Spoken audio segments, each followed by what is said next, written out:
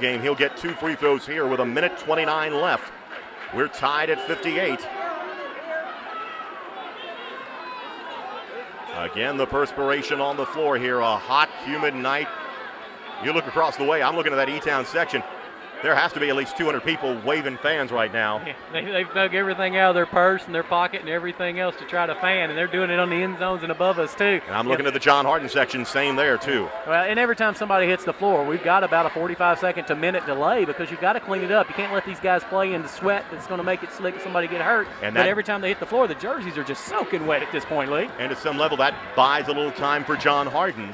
Last times for both squads catch their breath, This one's been, not an outstanding racehorse pace, but up and down. They've run up and down the floor a lot of times tonight. Pettigrew's free throw gives Etown the lead, 59-58. We talked how this one could come down to the last possession or two. Looks like maybe even in the overtime, we're going to go right down to the last one. Pettigrew with another free throw upcoming. He's got 16 in the ball game. I don't know if there's a better region final around the state, Lee. I'd be hard-pressed for you to show me one that plays out any better than this one right here he is. Missed free throw. Mourning comes down with a rebound. Double teamed right on top of him. A timeout or a foul? Foul on Charlie Baldwin. Ooh, and I thought they were trying to get the timeout, but for John Hardin, if he can go to the line and make them, it'd be great because they're going to get a chance to take the lead if he can capitalize on both opportunities. Both teams in the bonus now, although it's 1-1 for John Hardin with 1:25 to go, and Jaron Mourning goes to the free throw stripe. Yeah, just Etown's 7th team foul, so it is a 1-1. He's got to make the first one to get the second one. Etown, meanwhile, shooting 2 every time they get fouled. Mourning has not scored in this ball game. Steps up for one in the bonus here with 1:25 to go. Free throw. Banks it off the glass and in. Kicks it down low. Pettigrew ball batted away. Scramble. Atcher gets it back for Etown. Mourning overplaying inside. He's got a size deficit down there, but he got his hand in that passing lane. Denied Steph on the ball. Second time, and this time he gets the steal. And a travel call or no, foul. Now Pettigrew bumping into him, caused him to go to the floor. Jaron Mourning's going to go back to the line though, and a little bit of pressure on him and in his mind because the one he did make was not a good free throw. It banked, and then the second one was long and off the back of the rim. Or would it be? He needs a towel. He wants to wipe his hand off. Or is this going to be Stallworth at the line? Mourning had the ball and went to the floor. Okay then. I thought it was Stallworth, but right now, Jaron Mourning, he'll go to the line. 1 on the bonus. Yeah, he can play. He comes over and gets at least his hands dry, give him a little better grip on the ball to shoot his free throw. This would give John Hardin back the lead, 60-59. Well, that one looks tons better than the last 2. This would take it out to a 2-point margin. What a time to start scoring your first points of the night. And what about having to step up in a critical moment? Second free throw is good. 3 out of 4 to get them back the lead. John Hardin up 2 with a minute to go. Still a long way to go. 1 minute left in overtime. 61-59. John Hardin leads Elizabethtown. Atcher across the time stripe. Batted away. Price has it. A big deflection there as Price got his hand in and picked Atcher's pocket. Yeah, Atcher begging for the foul call, but it's too late because he's giving the ball up, and then he just runs the guy over and commits the foul on his end. And Todd Atcher picks up the foul. And now it is Ricky Price. This is the man, if you're John Hardin, this is the guy you want at the free throw strike. Yeah, you let Coach Braden go down the roster and pick who he wants. This is one of the top 3 guys, and here in the postseason, probably the top guy. And now Price, 9 points in the ball game. He'll step to the line. 1 in the bonus. Free throw. Got it. Price has not missed a free throw that mattered here in the postseason. He's knocked down every big free throw. Look for him to step up and make a second one here. Could make it a 2-possession ball game if he hits this one. Price with 10 in the ball game. John Hardin bench really telling the guys you got to block out when Etown takes a shot. They're coming down on their offensive possession. The door left open as Pettigrew gets the rebound. A 3 needed to tie. Well, still plenty of time. You can take the first good basket, first good look you get. Lively to try and tie it, and does! Can't beat that. Lively's having a career night. Has never had a shooting night like this, at least not in this kind of big game situation. What a game. 27 now for Warren Lively. Every big shot tonight Warren Lively's made. When they were down in the first half, he made a couple. When they're down in the third quarter and they're down 10 coming to the fourth, he's knocked them down and got Etown back in the ballgame. Huge monster game. Easy all-tournament team pick. 7 3-pointers for Lively in this ballgame. Under 30 seconds to go. John Hardin. Mourning, being pressured, looking for someone to get it to. Got to get rid of the ball. They call a timeout. He's close to a 5-second call on the far side. John Hardin takes the full timeout with 19 seconds left to go. Yeah, they've got to do something, turn something over rather than just stand and pound the balls. They got real close to the 5-second turnover of that possession. 62 Elizabethtown, 62 John Hardin. Overtime, regional championship game. A trip to Rupp Arena in Lexington is on the line. It took overtime, Lee, but we're past the 60-point mark, which you think favors Etown. But in this ball game, the way it's played out, I can't make anybody the favorite here in the last 19 seconds. Well, right now, John Hardin is the one that controls its destiny. Next foul, double bonus, both teams the rest of the way. Possession arrow, I believe, would favor John Hardin.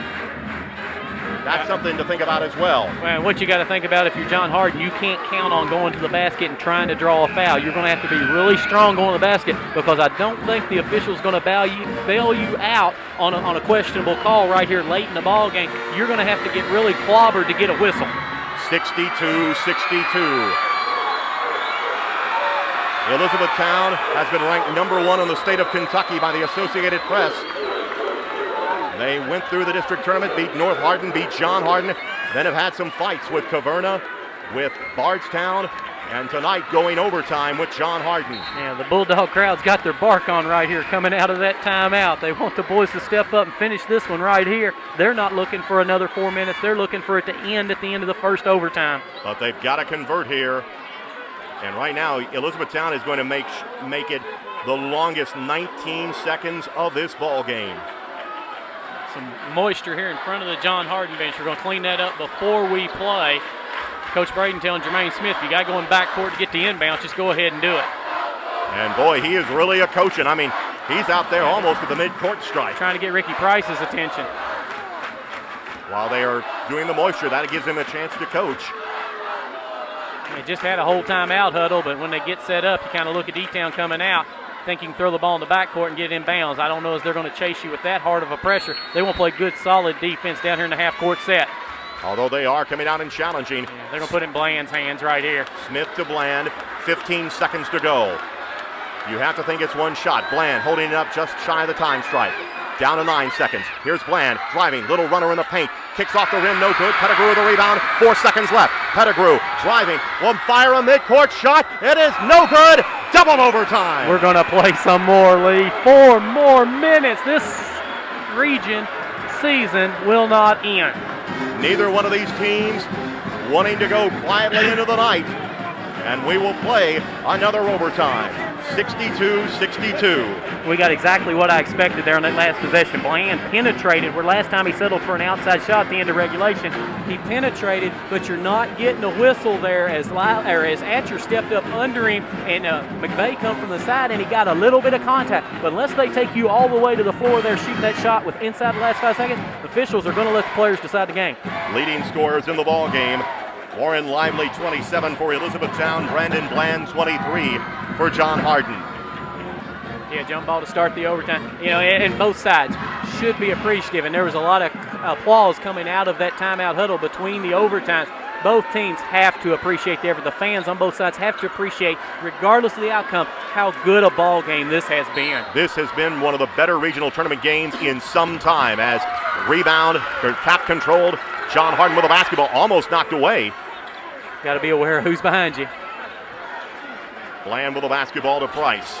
Price, Jermaine Smith on the cut, couldn't find him. Now Stallworth with it. Stallworth tries to work off of Baldwin. Stallworth spinning in the paint, pulls up short, arching jumper, no good. Rebound Stallworth over Pettigrew, goes back up, puts it up, draws the foul.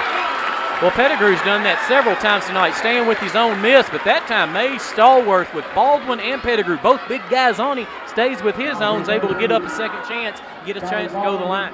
Charlie Baldwin picks up his second, and the team 10th now on John Hardin. And now it is May Stallworth to the line. He'll have 2 free throws with 3:37 left to go in double overtime. Stallworth, 11 points in regulation, hits the free throw. Not like every shot tonight hadn't been big, Lee, but right now, I mean, the meaning of every possession and every free throw and every shot just magnified that much more here in the second overtime. Stallworth with 12 points in the ball game. He's 2 of 4 from the line, make it 3 of 5 from the line. 4 of 6 as he hits the free throw. Big players step up in big moments. Mays makes them both. 64-62, 3.5 minutes to go in double overtime. John Hardin retakes the lead over Etown. Atcher with a basketball, gets it ahead to Pettigrew. Pettigrew to Lively. Lively cross court. McVeigh almost a short pass there.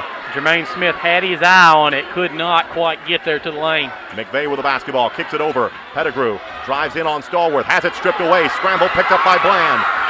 John on the run. Here's Bland, has it stripped away and picked up by Pettigrew. Oh, with the lead, maybe should circle that out if you're not free and clear. He decides to go on to the hole. Etown recovering, really hustling back on the defensive end.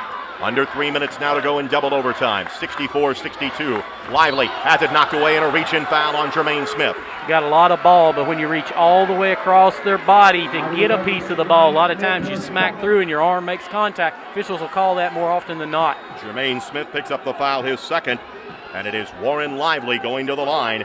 27 points in the ball game, 7 3-point baskets. And Lively, no doubt about it, the offensive star of the night for Elizabethtown, and he's stretching out a little bit right here, like maybe he's starting to take a little cramp. Been over there stretching those calves some. 2:53 left to go in this ball game. Lively steps up where he is 4 of 4 on the line tonight. Been a long time, Lee, since I can recall a ball game this competitive and this exciting into the second overtime. Neither team giving the other an inch. Lively, free throw, short. And you can see the John Hardin bench down here in front of us, sticking those elbows out, saying block out, block out. Yeah, you got to have all rebounds. Reed Walters will come into the ball game, and Lively hits the free throw. He's going to give Lively a break, as I think Warren is cramping up a little bit. Need to get him to the sideline, get some liquid in him, stretch those calves out. And this is a factor, though. Think about this. Elizabethtown has not used their bench, really, I'd say from the fourth quarter on. No, these guys have gone a lot of minutes tonight. We're talking probably 32 plus for these 5 starters. And John Hardin, remember, does not have a bench. Johnson hurt, Hughes hurt. Land down low, working against McVeigh, spinning, puts it up, banks it off the glass and in. Yeah, Lesage and Adams fouled out, so John Hardin's bench is 4 shorter than normal at this point of the night. 3-point lead now for John Hardin, 66-63, 2.5 minutes to go in double overtime. Well, Brandon Bland's a money player, isn't he? Got positioned down there, rose up over people and found the window. McVeigh looking, gets it off to Atcher. Oh, almost a palm there as Todd held it for a second. Here's Walters with the basketball, almost lost it. Now back to McVeigh. 2:10 left to go in this second overtime.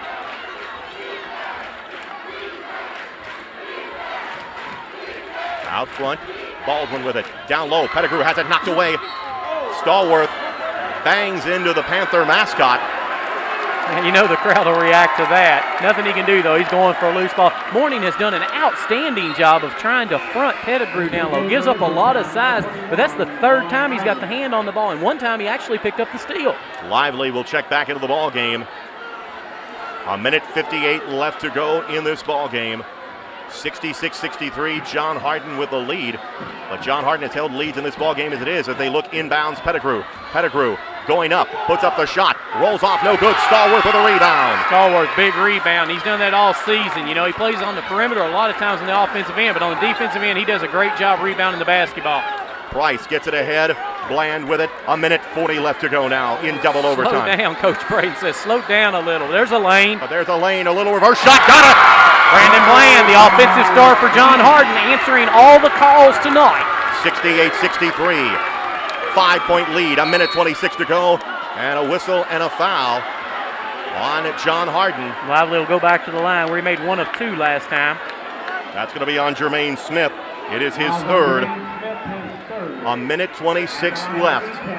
Again, John Hardin with an advantage, but no lead has been safe against this Etown Panther team. Lively's made a ton of big shots tonight, keep Etown in it, but none bigger than these 2 free throws. He pulls the string and doesn't even draw iron on the first one. And you know he's got to be running out of gas right now. Yeah, got to bend those knees. You really got, when your wind starts to go and your energy's low and you're cramping up a little bit, you really got to flex.